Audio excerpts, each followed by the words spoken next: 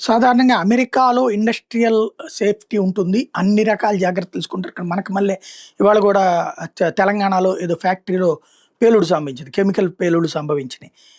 అట్లాగా మన దగ్గర ఇక్కడ సేఫ్టీ మెజర్స్‌ని ఫాలో అప్ చేయడం ఉండదు. డబ్బులు తినేటటువంటి అధికార యంత్రాంగం, వాళ్ళకి వత్తాసు పలికేటటువంటి రాజకీయ నాయకులు సాక్షిగా చస్తే జనాలు చచ్చిపోయినప్పుడు పరిహారం గురించి స్టేట్మెంట్ ఇచ్చి, ఆ తర్వాత కూడా అది ఇస్తారో లేదో కూడా ఫాలో అప్ చేయనటువంటి రోజులు మన దేశంలో ఉంటుంటాయి. కాబట్టి ఇక్కడ బ్రతికున్నంత వరకే మనకి అవకాశం. చస్తే ఎవడు పట్టించుకునేవాడు ఉండడు. కాకపోతే మన కులమో లేకపోతే గనక వర్గమో ఉందంటే అప్పుడు మన తరపున డిమాండ్‌లు చేస్తే ఇప్పుడు మన లక్ష్మీనాయుడు మర్డర్ కేసులో వచ్చినటువంటి విధంగా న్యాయం జరుగుతది. లేదంటే మొన్న వీరయ్య చౌదరి మర్డర్ జరిగినటువంటి సందర్భంలో డబ్బులొచ్చినటువంటి విధంగా ఉంటుంది. మిగతా వాళ్ళకేంటి అంటే ఉండదు. న్యాయం అనేటటువంటిది ఇక్కడ కులమని ఎనకాల ఉన్న వర్గం అన్నటువంటిది.